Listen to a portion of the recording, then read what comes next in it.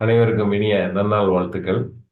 நம்முடைய advance bachelor ரெமடியில் இதுவரைக்கும் நடந்த வகுப்புகளில் உடல் ரீதியாக ஏற்படக்கூடிய பாதிப்புகள், அதன் காரணமாக மனோநிலை பாதிப்புகள், மற்றொன்று மனோ ரீதியான பாதிப்புகள், இதனால் ஏற்படக்கூடிய உடல் ரீதியான பின்னடைவு, இவை இரண்டிற்குமே எப்படி இந்த மலர் மருத்துவத்தின் தொகுப்புகளை வைத்துக்கொண்டு நாம் சரி செய்து இயல்பு வாழ்க்கைக்கு திரும்ப முடியும் அப்படின்ற விஷயங்கள் நம்ம எல்லாமே பார்த்துருந்தோம். சரிங்களா? ஸோ ஒரு மலர் சிகிச்சையாளராக நீங்க முதல் நிலைகளில் செய்ய வேண்டிய விஷயங்கள் என்ன அப்படின்னு சொல்லி பார்த்தீங்கன்னா, வரக்கூடிய நோயாளி உடல் ரீதியாக பாதிக்கப்பட்டுள்ளாரா அல்லது மனோ ரீதியாக பாதிக்கப்பட்டுள்ளாரா அப்படின்றத நீங்க பார்க்கணும்.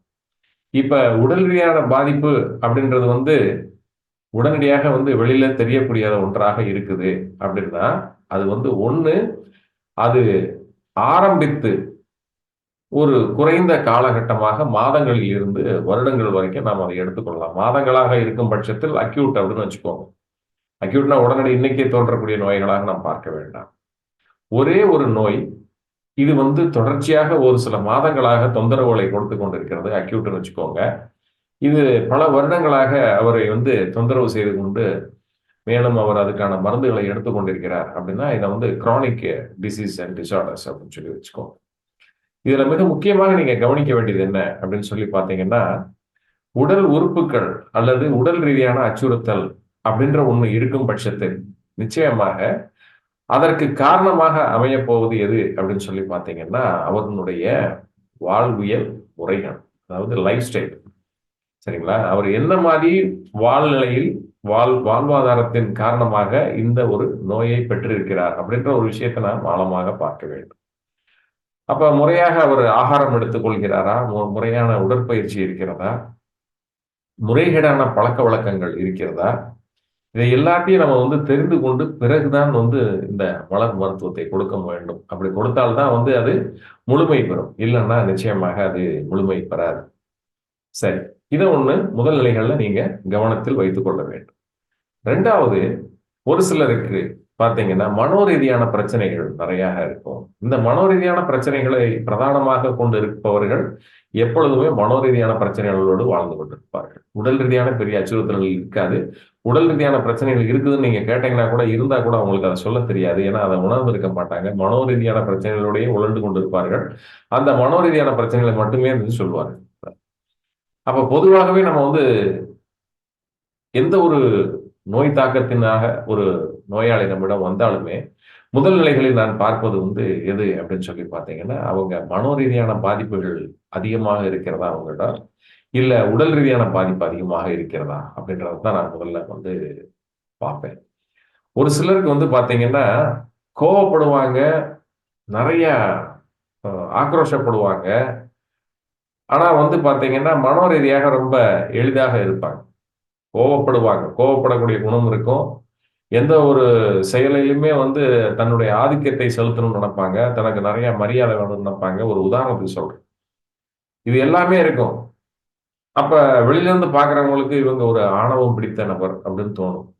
ஆனா உண்மையிலே மனதளவில் ஒரு மென்மையானவர்களாக இருப்பார். ஆனா பார்த்தீங்க அப்படின்னா, இந்த செயலின் காரணமாக அவர் உடலில் அழுத்தம் ஏற்பட்டு ஒரு நோய் உண்டானதா அப்படின்னா அது ஒரு கேள்விக்குறி. சரிங்களா? இதுல 3 நிலைகளில் நீங்கள் பார்க்க வேண்டும். ஒண்ணு ஹெரிடிட்டரி. சரிங்களா? மரபணு பதிவின் காரணமாக உடலில் தோன்றக்கூடிய நோய்கள். 2வது உணவு பழக்க வழக்கத்தினாலும் உடற்பயிற்சி இன்மையாலும் ஏற்படக்கூடிய நோய்கள். 3வது தான் மனோரீதியான பாதிப்புகளினால் உண்டாகக்கூடிய நோய்கள். இப்ப இந்த நபரை பொறுத்த வரைக்கும் பாத்தீங்கன்னா, இவருக்கு மனோரீதியாக ஏற்படக்கூடிய பாதிப்புகளினால் இந்த உடல் பாதிக்கவில்லை அப்படின்றத உறுதியாக சொல்லலாம். எப்படி அப்படின்னு சொல்லி பாத்தீங்கன்னா, அப்போது நடக்கக்கூடிய ஒரு நிகழ்வினை அவர் அப்போதே மறந்து விடுகிறார். சரிங்களா? அதை மனசுக்குள்ள வஞ்சமாக வைத்துக்கொண்டு செயல்படுவது இல்லை. அப்படி இருக்கிற நிலையில மனோரீதியான பாதிப்பு இவரிடம் இல்லை அப்படின்ற ஒரு விஷயத்தை நீங்க உறுதி செஞ்சுக்கிட்டீங்க அப்படின்னா, இந்த உடல் ரீதியான பாதிப்பு ஏதாவது இருக்கிறதா அப்படின்றத நீங்க அவர்களிடம் கேட்டு தெரிந்து கொள்ளலாம். நிறைய பேர் பாத்தீங்கன்னா, உங்களுக்கு உடல்ல ஏதாவது பிரச்சனை இருக்காங்க அப்படின்னா, ஒரு பிரச்சனையும் இல்லைன்னு சொல்லுவாங்க. ஒரு பிரச்சனை இல்லைன்றத எப்படி உறுதி செய்ய முடியும்? அப்ப ஒரு ரத்த பரிசோதனையையோ இல்ல எடுத்த எடுப்புல நீங்க பார்க்க வேண்டியது நாடி பார்க்கறீங்க அப்படின்னா உயர் ரத்த அழுத்தம் இருக்கிறதா அப்படின்றத நீங்க முதல் நிலைகளில் பார்க்க வேண்டும். இவங்களுக்கு உயர் ரத்த அழுத்தம் இருக்குது அப்படின்னா டெஃபினட்டா அவங்களுக்கு உடல்ல கொழுப்பு அதிகமாக இருக்கும். கொழுப்பு அதிகமாக இருக்குது அப்படின்னா டெஃபினட்டா இவங்க உணவு பழக்கவழக்கம் சரியில்லை. சரிங்களா? இது எல்லாத்தையும் நீங்க பார்க்க வேண்டும். இதுக்கு அடுத்ததாக வந்து பார்த்தீங்கன்னா, இவங்களுக்கு இருதய கோளாறுகளோ, இல்ல சுவாசப்பை பிரச்சனையோ இருக்கலாம். ஸோ மிக முக்கியமாக இந்த மாரி நபர்களுக்கு எடுத்த எடுப்புல இப்படி வர்றாங்க அப்படின்னா, நம்ம வந்து எதையுமே யோசிக்க வேண்டாம். இவங்களுடைய நிலைப்பாடு எந்த காரணத்தினால் இப்ப இந்த மனநிலையில் இருப்பவருக்கு நான் நான் ஒரு ரெமெடி குடுக்கணும் அப்படின்னா, ஹோலி அத மட்டும் நான் எடுத்து குடுப்பேன். அவங்களுடைய உடல் ரீதியான அந்த அச்சுறுத்தல், அதிலிருந்து அவங்க வெளியில வர்றதுக்கு. அப்ப இது ஹைப்பர் டென்ஷன குறைக்கக்கூடியது. ஹோலி ஹைப்பர் டென்ஷன் அப்படின்னு ஞாபகம் வச்சுக்கோங்க. சரிங்களா? ஸோ இது போன்ற முந்தைய வகுப்புகள்ல ஒவ்வொரு உடலில் தோன்றக்கூடிய நோய்களுக்கு நாம் எவ்வாறு என்னென்ன மருந்துகளை, என்னென்ன வாஸ்குலர் ரெமடிய குடுக்கணும் அப்படின்றத பத்தி பார்த்திருப்போம். சரிங்களா? ஸோ மனோ ரீதியான பிரச்சனைக்கு கொடுக்க வேண்டிய ரெமிடீஸ், உடல் ரீதியான பிரச்சனைகளுக்கு கொடுக்க வேண்டிய ரெமிடீஸ் இது எல்லாத்தையும் நான் வந்து சொல்லியிருந்தேன். இதில் மிக முக்கியமாக ஸ்டார் ஆஃப் பெத்லஹேம் அப்படின்ற ஒரு அற்புதமான இந்த பேட்ச் ரெமடி வந்து ஒரு மனதிற்கும் உடலுக்கும் ஒரு இணைப்பு பாலமாக அமையப்பெற்ற ஒன்றாகும். இதை நீங்க மிக முக்கியமாக கவனத்தில் வைத்துக் கொள்ள வேண்டும். சரிங்களா? ஹோலி அப்படின்றது என்ன அப்படின்னு சொல்லி பார்த்தீங்கன்னா, மனோ ரீதியாக என்னென்ன பிரச்சனைகள் யாருக்கு எப்பொழுது வேண்டுமானாலும் உண்டாகலாம். ஸோ மனோ ரீதியாக ஏற்படக்கூடிய பிரச்சனைகளிலிருந்து முதல் நிலைகளில் உடலில் வந்து ஏற்படக்கூடிய பாதிப்புகளாக நாம் பார்ப்பது எதை அப்படின்னு சொல்லி பார்த்தீங்கன்னா, உயர் ரத்த அழுத்தம். உயர் ரத்த அழுத்தம் மற்றும் இருதய கோளாறுகள் சரிங்களா? இது மாதிரி பிரச்சனைகள் தான் முதல்ல வந்து வரும். பல நாள் ஏற்பட்ட தாக்கம் மனதிற்குள்ளேயே சரிங்களா? புதைத்து வைக்கப்பட்டிருக்கும் போது மெதுவாக அது வந்து என்ன சொல்லும் அப்படின்னா, உடல் வந்து ரத்தத்தில் தான் அதனுடைய பாதிப்பை காட்டும். ஸோ ரத்த நாளங்களில் அதனுடைய பாதிப்பை காட்டும். ஸோ ஹோலி அப்படின்ற மருத்துவத்தை நீங்கள் இதுக்கு அருமையாக பயன்படுத்தலாம். இன்றைய வகுப்புல இனி அடுத்ததாக நான் வந்து இந்த 38 மலர் மருந்துகள் இதனுடைய தொகுப்புகள் சரிங்களா? அதனுடைய கலவைகள் சரிங்களா? மனோரீதியான பிரச்சனைக்கு எப்படி ஒற்றை வரியில் நீங்கள் புரிந்து கொண்டு மருந்தை எடுத்து துல்லியமாக கொடுப்பது அப்படின்றத ஒரு கோர்வையாக இன்னைக்கு நான் சொல்லிடுறேன். உங்களுக்கு புரியிற விதத்துல நீங்க அத நோட்ஸ் எடுத்து வச்சுக்கோங்க. இப்ப அக்ரிமோனி அண்ட் ஆஸ்பென் சரிங்களா? இது 1/2 அப்படின்னு சொல்லலாம். இந்த 2யுமே வந்து நீங்க யாருக்கு குடுக்கணும்? அக்ரிமோனி அப்படின்னாலே சந்தோஷமாக இருக்கக்கூடிய ஒரு நபர். சரிங்களா? இவங்களுக்காக நாம் தேர்ந்தெடுக்க வேண்டியது. அக்ரிமோனி, ஆஸ்பென் இது 2மே வந்து பார்த்தீங்கன்னா, எதுக்கு குடுக்குறோம்னா, சப்ரஷன் டியூ டூ ஃபியர் இல்லையா? சப்ரஷன்னா வந்து என்னது? எதையுமே வந்து அழுத்தி உள்ளடக்கி வைத்திருப்பது. பயத்தின் காரணமாக எதையும் அழுத்தி உள்ளடக்கி வைத்திருப்பது. இதன் காரணமாக வரக்கூடிய பிரச்சனைகள். மற்றொன்று என்ன அப்படின்னா, பயம். இந்த அழுத்தி உள்ளடக்கி வைத்திருப்பதனால் உண்டாகும் பயம். அதாவது சப்ரஷன் டியூ டூ ஃபியர் இல்ல அப்படின்னா ஃபியர் டியூ டூ சப்ரஷன். இப்ப மனிதர்கள்ல பார்த்தீங்கன்னா, ஒண்ணு இதை சொல்வதனால் வேற ஏதாவது பிரச்சனை வந்துருமோ, நம்ம சொன்னா நம்மள தப்பா நினைச்சுக்குவானோ, அப்படின்ற ஒரு பயத்தினால நம்ம உள்ளடக்கி வைத்துக் கொள்ளும்.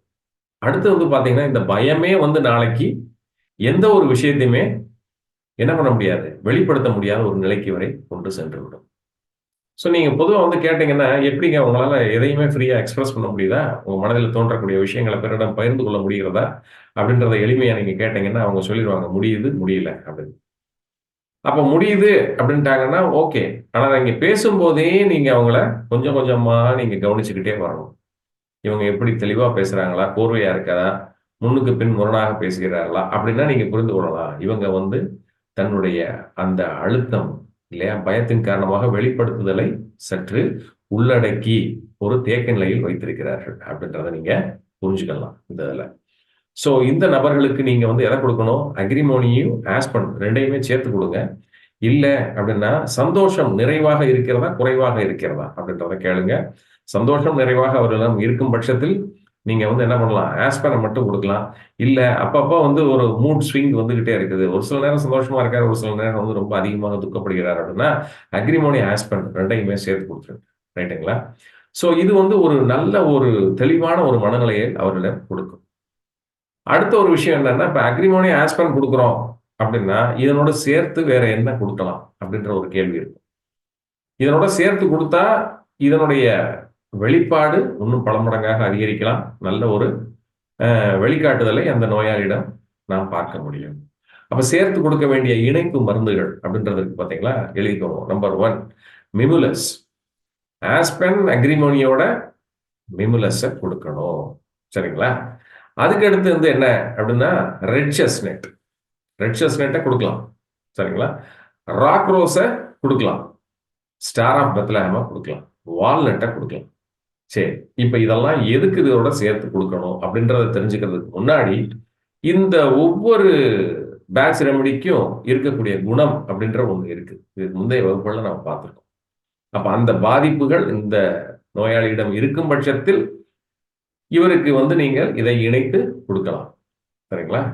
இன்னும் சொல்ல போனா இணைத்து கொடுக்க வேண்டிய அவசியம் தேவையில்லை. நீங்க தெளிவாக இதை புரிஞ்சுக்கிட்டு கொடுத்தீங்கன்னா சப்ரஷன் டியூ டு ஃபியர் இல்ல ஃபியர் டியூ டு சப்ரஷன் அப்படின்ற ஒரு நிலைக்கு போயிட்டாங்கன்னா அக்ரிமோனியும் ஆஸ்பிரின் சேர்த்து கொடுத்துட வேண்டியது. சரிங்களா? நம்ம கலவை இணைப்பு மருந்துகள் கொடுக்க வேண்டிய அவசியம் இல்லை. இப்போ தெளிவாக நாம் இதை புரிந்து கொண்டோமே. ஓகே, இப்ப அடுத்தது வந்து பாத்தீங்கன்னா இதே அக்ரிமோனிய எப்படி நம்ம பீச் அப்படின்ற 2வது இதோட கொடுக்கறது அப்படின்றத பார்ப்போம். இப்போ ஃபர்ஸ்ட் பேரிங் வந்து நான் என்ன சொன்னேன், அக்ரிமோனி ஆஸ்பென் சொன்னேன். இப்ப 2வது பேரிங்ல வந்து ஏபி, முதல் ஏஏ அடுத்து ஏபி. இந்த ஏபில பாத்தீங்கன்னா agrimony with beach. So agrimony with beach எது கொடுக்குறோம் அப்படின்னா ஆர்டிபிஷியல். அப்படின்னா ஆர்டிபிஷியலா, அதாவது அவனுடைய வெளிப்பாடு எப்படி இருக்கும்னா மிகவும் வந்து ஒரு என்ன சொல்றது, ஆர்டிபிஷியலா செய்யறான்டா எதையுமே அப்படின்னு நம்ம சொல்றோம் இல்லைங்களா? ஸோ அந்த மாதிரி ஆர்டிபிஷியலான ஒரு நடத்தை விதி தென்படுகிறது அப்படின்னு வச்சுக்கோங்க. செயற்கையான நடத்தை விதி, ஆர்டிபிஷியல் பேட்டர்ன் ஆஃப் பிஹேவியர் தெரியுது. ஃபால்ஸ் டாலரன்ஸ் இல்லையா, தான் வந்து மிகைப்படுத்தி ஒரு விஷயத்த செயற்கையாக ஒரு நிலைப்பாட்டை வெளிப்படுத்துது. இது வந்து போலியாக ஒரு பிம்பத்தை நிச்சயமாக நம்ம புரிஞ்சுக்க முடியும். நான் தாண்டா எல்லா கஷ்டத்தையும் தாங்கிட்டு இருக்கேன் தெரியுமா, உனக்கு என்ன தெரியும் இல்லையா, என் குடும்பத்துல அவ்வளவு பிரச்சனை, எல்லாருடைய பிரச்சனையும் நான் தாங்கிறேன் அப்படின்னு சொல்லி ஒரு போலியான ஒரு பிம்பத்தை, அவன் குடும்பத்துல எந்த பிரச்சனையும் இருக்காது, ஆனா இல்லாத பிரச்சனை இருப்பதாக பொய்யாக தான் அதை எல்லாம் தாங்கி கொண்டு இருப்பதை போன்ற ஒரு மனநிலையை பிறரிடம் வந்து சித்தரித்து காட்டக்கூடிய குணாதிசயம் பெற்றவர்கள். இவர்களுக்கு வந்து நாளடைவில் வந்து என்ன ஆகும் அப்படின்னு சொல்லி பார்த்தீங்கன்னா உடல் ரீதியான அச்சுறுத்தல்கள் அப்படின்ற ஒண்ணு நிச்சயமாக வருகிறதோ இல்லையோ இவர்களினால் பிறருக்கு பெரிய அச்சுறுத்தல்கள் உண்டாகும். அதனாலதான் இவங்களை சொல்றோம் ஆர்டிபிஷியல் இல்லையா, எதுக்கு எடுத்தாலும் ஒரு ரியலிஸ்டிக்காவே இருக்க மாட்டேங்கிறான்டா, ஓவரா நடிக்கிறான் இல்லையா, பொய்யா வந்து எப்ப பார்த்தாலும் பொய்யா சொல்லிட்டு இருக்கான், தான் தான் கஷ்டப்படுறேன்ட்டு அப்படின்ட்டு. இவன் வந்து உண்மையிலேயே பிறரை அச்சுறுத்தக்கூடிய ஒரு நபராக இருப்பான். அப்ப இந்த ஒரு குணாதிசயத்தை மாற்றுவதற்கு இப்படிப்பட்ட நபர்கள் வந்து தன்னுடைய சந்தோஷத்தை தொலைத்து பிறருடைய சந்தோஷத்தையும் தொலைப்பதற்கு காரணமாக இருக்கிறார்கள் அப்படின்னா அக்ரிமோனியை வந்து பீச்சோட கொடுங்க. சரிங்களா? ஸோ இது ரெண்டையும் சேர்த்து கொடுத்துட்டீங்க அப்படின்னா டெஃபினட்டா வந்து இவங்க வந்து மாறிடுவாங்க இந்த ஒரு நிலையில. ஸோ நிச்சயமாக நீங்க இந்த ஒரு நிலை ஞாபகத்தில் வச்சுக்கணும். இப்போ ஆர்டிபிஷியல் ஃபால்ஸா டாலரன்ஸ் இருக்கிறதாக காட்டுறாங்க அப்படின்னா இதை அக்ரிமோனி வித் பீச். இப்ப அடுத்தது 1/4ல அக்ரிமோனி வித் சென்டுவரி. இப்ப ஏஏ பார்த்தோம், அக்ரிமோனி ஆஸ்பென். அடுத்து அக்ரிமோனி பீச் பார்த்தோம், ஏபி. அடுத்து ஏசி. ஏசின்றது agrimony with centaury. So agrimony with centaury யாருக்கு கொடுக்கணும் அப்படின்னா பேத்தலாஜிக்கல் குட் நேச்சர்னஸ்.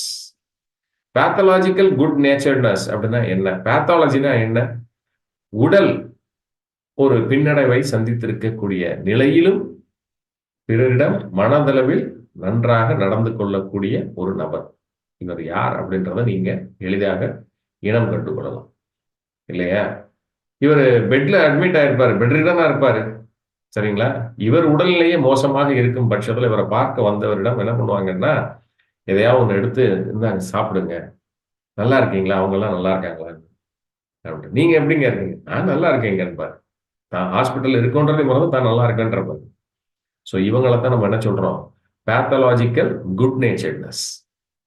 உடல்நிலை ஒவ்வாமையில் மிகவும் மோசமான ஒரு சூழ்நிலையில் பின்னடைவில் இருந்த போதும் பிறரிடம் நன்றாக நடந்து கொள்ளக்கூடிய ஒரு அற்புதமான குணாதிசயம் பெற்றவர்கள்.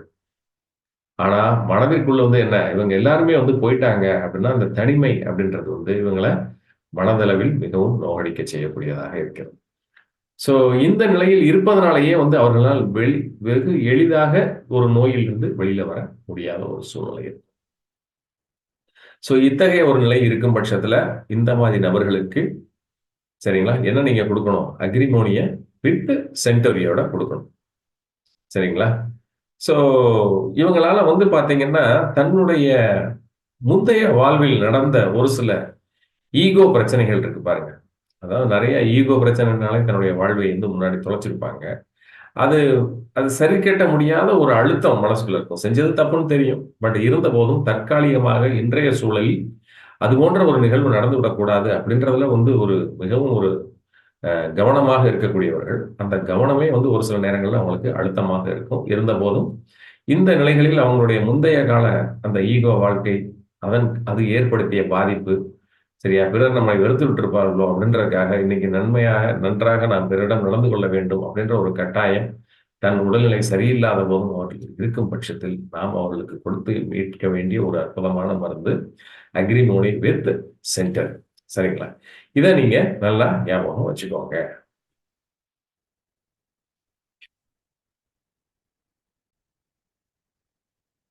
இப்ப அடுத்தது பாத்தீங்கன்னா 4வது கலவை. சோ இந்த 4வது கலவை என்ன அப்படின்னு சொல்லி பாத்தீங்கன்னா அக்ரிமோனி வித் செரி பிளம்.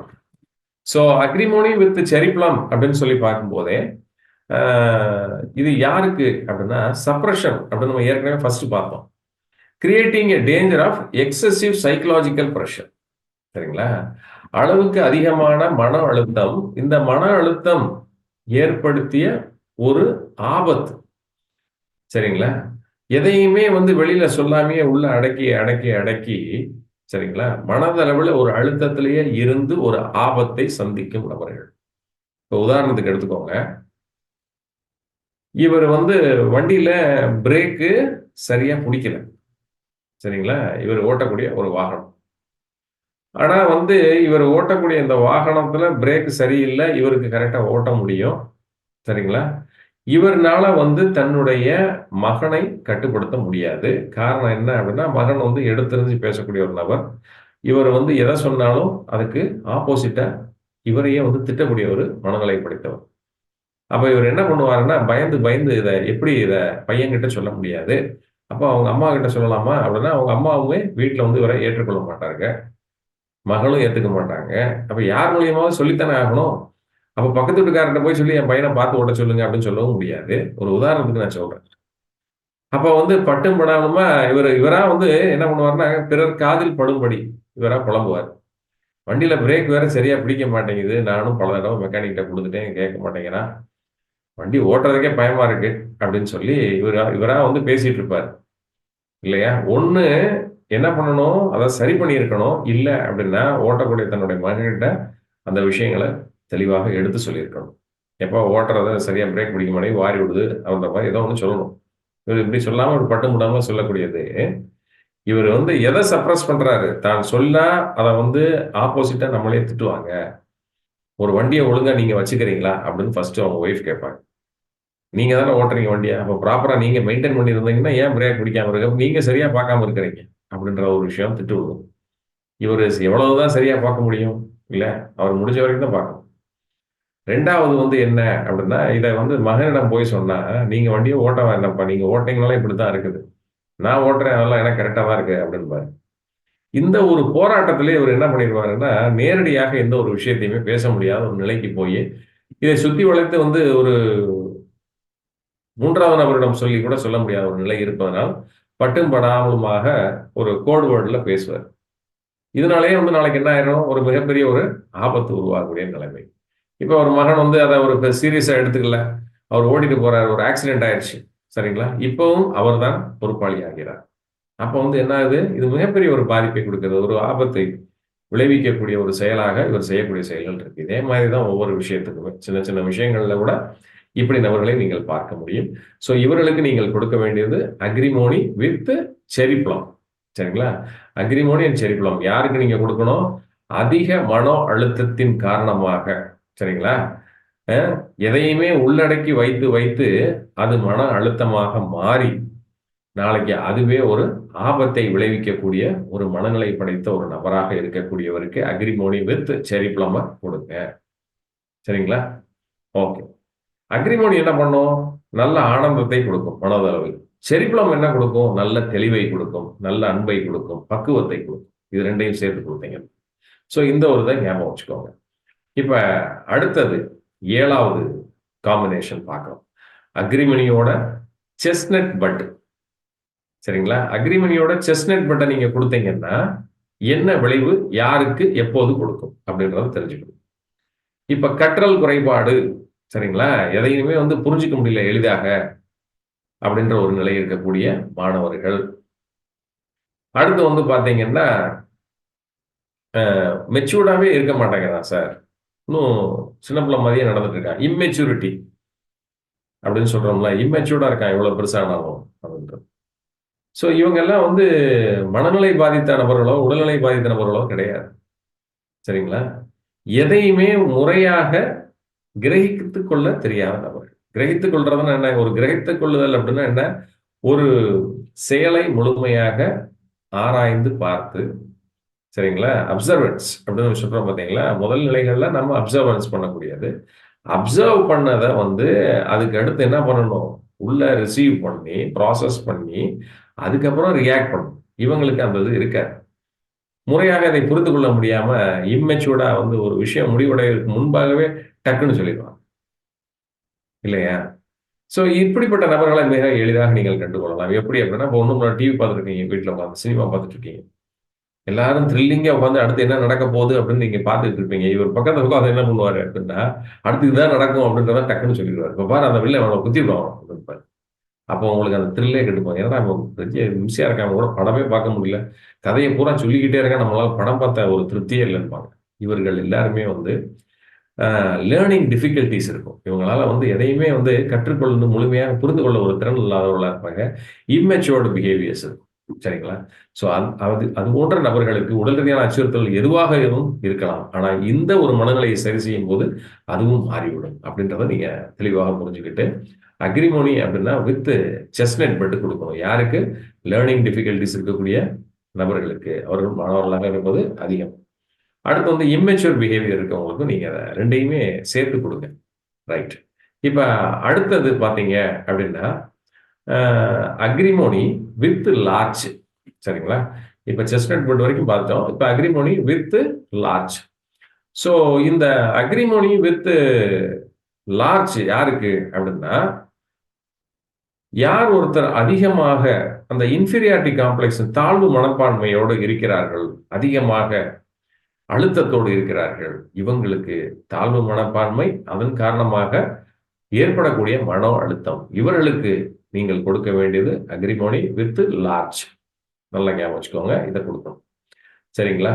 அடுத்தது பாத்தீங்கன்னா மிகவும் இல்லையா ஒரு சீக்ரெட், மிகவும் ஒரு பெரிய ரகசியம். இந்த ரகசியத்தை இப்போ ஒருத்தன் வருவான், ஒரு முக்கியமான சீக்ரெட் உன்கிட்ட சொல்றேன், இவர்கிட்ட சொல்லுவோம். சொல்லுவாங்க அந்த சீக்ரெட் ரொம்ப மோசமான இருக்கு. ஒன்றும் இல்லை, நேற்று ஒரு பெரிய சண்டை ஆகிப்போச்சு, அந்த சண்டையில ஒருத்தனை பாட்டில் எடுத்து அடிச்சிட்டேன், அவன் ஸ்பாட்லேயே செத்து போயிட்டான்னு நினைக்கிறேன், முழுசா பார்க்கல, நான் வந்துட்டேன் அப்படின்னு இருந்தா எனக்கு பயமா இருக்குடா அப்படின்ட்டு இவரோட பயத்தை இவர்கிட்ட இறக்கி வச்சுட்டு அவரு போயிடுவார். போனதுக்கு அப்புறம் இவர் என்ன பண்ணுவாரு? இவர் கிடந்து அதை நினைச்சு பயந்துகிட்டு இருப்பாரு. ஐயோ நம்ம ஃப்ரெண்டு போய் அடிச்சாரே, அவன் செத்து போயிருப்பானே, அவன் செத்து போயிருந்தா போலீஸ் வருமே, போலீஸ் வந்தா அவரை தேடும், அவரை தேடனா அவரு யார்கிட்ட பேசினாருன்னா நான் தான் அதுல பேசினேன், அப்ப என்னைய போலீஸ் பிடிக்கும் அப்படின்னு தேவையற்ற ஒரு ரகசியத்தை பாதுகாப்பதன் மூலியமாக என்ன ஆகும்? இவருக்கு மன அழுத்தம் அதிகமாகிக்கிட்டே இருக்கும். இதனால ரொம்ப ஸ்ட்ரெஸ்டா இருப்பார். சரிங்களா? இதன் காரணமாக இது ஒரு உதாரணத்துக்கு நான் சொல்றேன். இது போன்ற தினமும் எத்தனையோ விஷயங்களை இவர் ரகசியம் எடுத்து உள்ளுக்குள்ளேயே வச்சுக்கிட்டு இன்ட்ராவர்ட் கேரக்டர் அப்படின்னு சொல்லுவோம். வெளியில் அதிகமா பேசவே மாட்டார், நிறைய விஷயங்கள் உள்வாங்கிக்கிட்டே இருப்பாரு, வெளியில சொல்ல மாட்டாரு. பிறருடைய கழிவுகள் எல்லாத்தையும் உள்ளுக்குள்ள வச்சுக்கிட்டு தனக்கு தானே சொந்த காசுல சூன்யம் வைக்கிறமா என்ன பண்ணிக்குவாரு? அழுத்தத்தை ஏற்படுத்திக் கொள்வார். இவருக்கு இத்தகைய நபர்களுக்கு நீங்க என்ன கொடுக்கணும்? அக்ரிமோனி வித் மிமுலஸர் கொடுத்துருங்க, கண் மூடிட்டு. ஓகே. இப்ப அடுத்து அக்ரிமோனி. இப்ப எல்லாத்தையும் ஏன் அக்ரிமோனி காம்பினேஷன்லயே நான் சொல்லிட்டு இருக்கேன் அப்படின்னு சொல்லி பாத்தீங்கன்னா, 2 ட்ரக் காம்பினேஷன்ல அக்ரிமோனின்றது சந்தோஷமான மனநிலையை கொடுக்கக்கூடியது. அப்போ ஒவ்வொரு பிற மருந்துகள் வேற ஒரு எஃபெக்டை மைண்ட் லெவல்ல இருந்து ரிமூவ் பண்ணக்கூடியது. அதுக்காகத்தான் நம்ம இதை வந்து சேர்த்து கொடுக்குறோம். சந்தோஷத்தோடு ஒரு நெகட்டிவிட்டியை ரிமூவ் பண்றதுக்காக நம்ம கொடுக்குற சப்போர்ட்டிவ் ட்ரக் தான் 2 ட்ரக் காம்பினேஷன் இது. அப்ப அக்ரிமோனியம் மட்டுமே வைத்து பிரதானமாக வைத்து சொல்லக்கூடிய சிகிச்சை இது. ஓகே. அடுத்து வந்து பாத்தீங்கன்னா சீக்ரெட் ரகசியங்களை வைத்து பயந்த நபர்களுக்கு அக்ரிமோனியம் வித்து மிமுலஸை கொடுங்கன்னு நான் சொன்னேன். இப்ப ரகசியத்தையே உள்ள அடக்கி அதன் காரணமாக நிறைய கவலைகள் இவருக்கு வந்துடும். சரியா? ரகசியத்தை நிறைய எல்லாரோட ரகசியம்னு வாங்கிட்டது. இவருடைய ரகசியங்கள் இவரே உருவாக்கியது. எத்தனையோ ரகசியங்கள் இல்லையா? இவரே ஒரு பொருளை உடைச்சிருப்பாரு. யாருக்கும் தெரியாம உள்ள வச்சிருப்பாரு. ஐயோ பொருளை உடைச்சிட்டேனே. யாரும் கண்டுபிடிக்கல, யாரும் இவரை திட்டல. ஆனா உடைச்சு விட்டமேன்ற நினைச்சுக்கிட்டே அந்த சீக்கிரட்டை உள்ள வச்சு இவர் என்ன பண்றாரு? தன்னைத்தானே கொஞ்சம் கொஞ்சமா அழுத்தத்தின் கொடுத்து அதன் காரணமாக நோய் நிலைக்கு செல்கிறார். ஸோ சீக்ரெட் ஒரிஸோட இருக்கிறாங்க அப்படின்னா அக்ரிமோனியோட ரெட் செஸ்னட் கண்ணை மூடிட்டு கொடுத்துருங்க. அக்ரிமோனி வித் ரெட் செஸ்னட் கொடுத்தீங்கன்னா இந்த மாதிரி ஒரிஸ்ல இருக்காரு அப்படின்னா அவருக்கு இம்மிடியேட்டா அது அற்புதமாக கேட்கும். சரிங்களா? ஓகே. இப்ப அடுத்தது திடீர்னு பாத்தீங்கன்னா கை கால் முடக்கம் வந்துருச்சு. சரிங்களா? திடீர்னு பாத்தீங்க அப்படின்னா அசைவற்ற ஒரு நிலைக்கு அப்படியே ஸ்டே ஸ்டில் அப்படியே ஸ்தம்பிச்சு போய் நின்றுறாரு இல்லையா?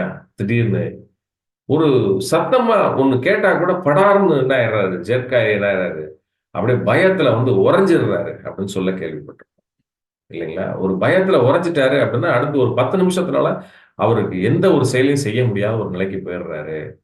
இது வந்து என்ன சொல்லுவோம்னா ஸ்டிஃபனிங் டியூ டு பேனிக்.